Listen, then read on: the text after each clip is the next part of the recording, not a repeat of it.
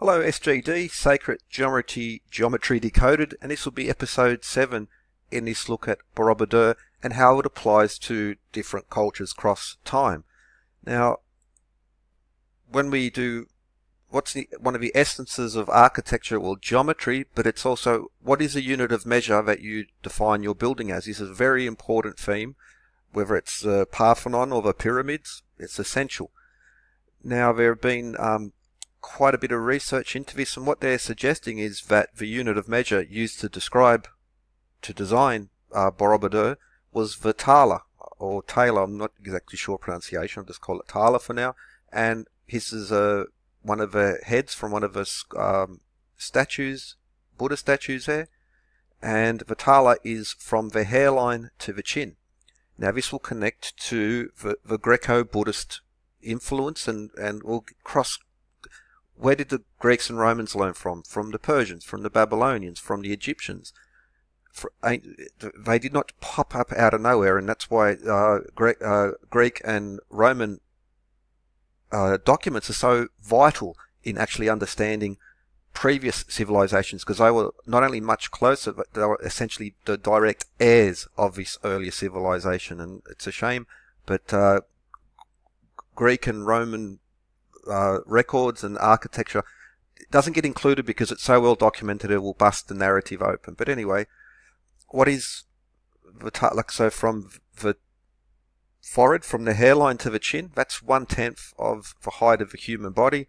Man is the measure of all things. Protagoras, his famous Greek architect. Now it's well known that the Greeks built their temples on perfect proportions of men. The temple as a replica of the cosmos, as above so below, but also as a temple of man. This is again a repeated theme.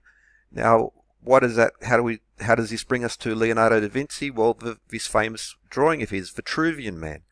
It is named after the Roman architect Vitruvius, and the 10 books of architecture by Vitruvius are a smoking gun when it comes to this, but it's not.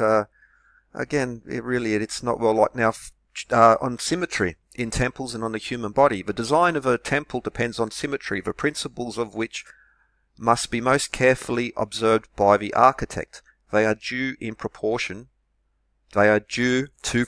in Greek. I'm not sure what that would, but proportion is a correspondence among the measures of the member of an entire work and of the whole to a certain part of a selected standard.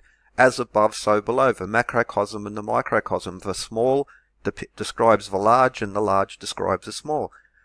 From this result the principles of symmetry. Without symmetry and proportion, there can be no principles in the design of any temple. That is, if there is no precise relation between its members, as in the case of those of a well-shaped man. For the human body is so designed by nature that the face from the chin to the top of the forehead and the lowest roots of the hair is 1/10 part of the whole height. Again, for the human body is so designed by nature that the face from the chin to the top of the forehead and the lowest roots of the hair is 1/10 the part of the whole height. From the chin to the lowest part of the forehead, of a hairline on the forehead. This is a connection. Now, furthermore, now I'll put the link in the description. This is page 96, beginning page 96 of the document, which would be, I'm not sure the page number, page 72 of the text, but page 96 of the whole document. And again, describing the proportions of the body. Man is the measure of all things. From these, measure is described. The Egyptian royal cubit, from the tip of your elbow to the tip of your finger is one Egyptian royal cubit. And similarly, part 3, similarly in the members of a temple there ought to be greatest harmony in the symmetrical relationships of the different parts of the general magnitude of the whole. Then again, in the human body is the central point is naturally the navel. For if a man be placed flat on his back with his hands and feet extended and a pair of compasses centered at his navel, the fingers and toes of his 2 hands and feet will touch the circumference of a circle described therefrom. And just as the human body yields a circular outline, so too a square figure may be found for it. For if we measure the distance from the soles of the feet to the top of the head, and then apply that measure to the outstretched arms, the breadth will be found to be the same as the height, as in the case of a plane surfaces which are perfectly square. What does that mean? Well, we have Vitruvian man described. So Da Vinci, his machines, his drawings were just a retelling of ancient text. Essentially, Vitruvius, the 10 books of architecture, outstretched arms, the circle, and the square. This is exactly where Vitruvian man comes from. This is then again, in the human body, the central point is naturally the navel. Now, the central point, the navel, the belly button. Now, what happens is, okay, Marco Vitruvius, he described the proportions of Doric, Ionic, and Corinthian architecture. Here we have the Salamis stone, which is a conversion tool between various units of measure. So the width of the Salamis stone is a square root of 3 Egyptian royal cubits. We also have the Doric, Ionic, and the so-called modern English foot described therein in this particular stone. It's a 2:3 ratio. Part of it's missing, but we can work out the missing part, well, 2:3, because where does that lead to? Where would that corner lead to? Well, if we superimpose that, and in this blue portion there we have the axis of symmetry, the navel. Now, what's also interesting is that from your feet, base of your feet to your navel should be 1 meter.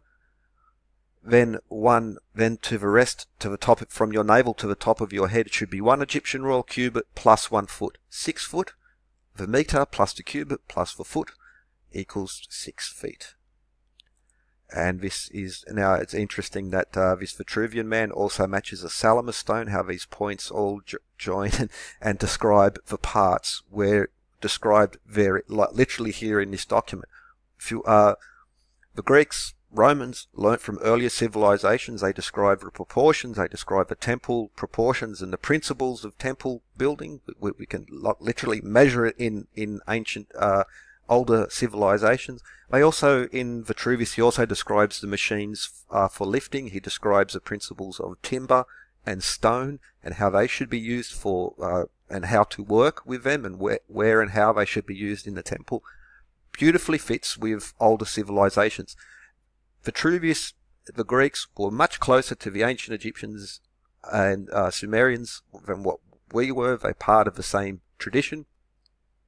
And Da Vinci and the Renaissance people, they made no secret of it. They actually went to Greece and the other parts of the Mediterranean and studied these places and come back to it, and there we get like our modern weights and measures and proportions literally from this document. This is one of the smoking guns to find how and why and the methods of how they did these things. Now, you can read further because he talks about how the proportions also lead to systems of weights and measure, also weight as well. Now, paragraph 5, further, it was from the members of the body that we derived the fundamental ideas of the measures which are obviously necessary in all works, as finger, palm, and cubit. These are portioned so as to form the perfect number called in Greek. And as a perfect number, the ancients fixed upon 10, for it is a number of the fingers of the hand that the palm is found, and the foot from the palm. Again, while 10 is naturally perfect, as being made up by the fingers of 2 palms, Plato also held that this number was perfect because 10 is composed of the individual units called by the Greeks.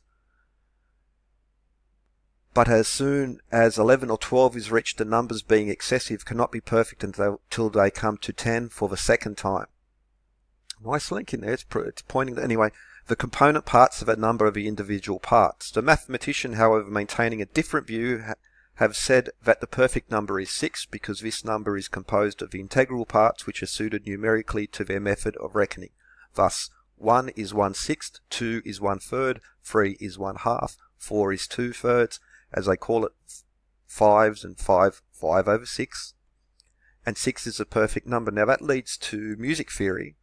And, well, for instance, the tetractys, the Pythagorean tetractys, or the tetragrammaton in the Kabbalist, the Judeo tradition. 1, 2, 3, 4, 5, 6, 7, 8, 9, 10. Okay, 1 plus 2 plus 3 equals 6. 1 times 2 times 3 equals 6. 6 is that perfect number. We also get musical proportions, 2 to 3 and 3 to 4. 2 to the third is 8, 3 squared is 9. Now these are also the proportions built into the Parthenon and others, so what we have is a perfect fifth and a perfect fourth. Earlier in Vitruvius he describes how the fifth and the fourth are essential in temple design, and you also find those proportions in the pyramids, 2 to 3, 3 to 4. They're repeated consistently. It is there all the time. Even between the pyramids are proportioned at it. So the red pyramid is 3 wide, the Great Pyramid is 2 high. Khafre's pyramid is 3 wide to 2 high. It's there, it's repeated all the time. Now, the Greeks and the Romans learnt from earlier civilizations. They describe, again, weights and measure systems being the smoking gun in all of this, and we also have exquisite records, as here in Vitruvius, who not only describes the proportions and the symbols of temple design, he also describes the machines for lifting them. And I must say again, this is not included among certain researchers because it erodes away the foundations of a certain narrative. That's the only way I can say it. It's excluded intentionally. For instance, aqueducts, how they were built, the perfection of their design, not talked about because it's a higher level of accuracy than the pyramids, but because it's so well written, including in Vitruvius, the amount of stone moved to make the aqueducts, again, larger than the pyramids. But let's not talk about that because that's a problem. Now, I'll put the links in these descriptions. Now, why is this important? If we go back to Borobudur and the use of this measure and the proportions and the music theory numbers embedded therein, well, what we also see, so this was roughly 1,000 years after Greco-Buddhist architecture. Now, what is the Greco Buddhist? Greco Buddhism, what we see is, especially in places like Bactria and Gandhara, which is present-day Afghanistan and Pakistan, where we see the Greek influence, including, for instance, this column capital as a palmet, and it's Ionic. All right. Now, what we also have is, well, countless. We have Greco-Buddhist forms all over the joint, and the influence of Greek sculpture, because the connections over to there. Music theory, Greek musicians at the ceremonies to open certain temples. Buddhas of Bamiyan, which again have this this form of architecture, which is very specific to certain periods of time. And so, well, what do we have? Indian figures carrying the cornucopia.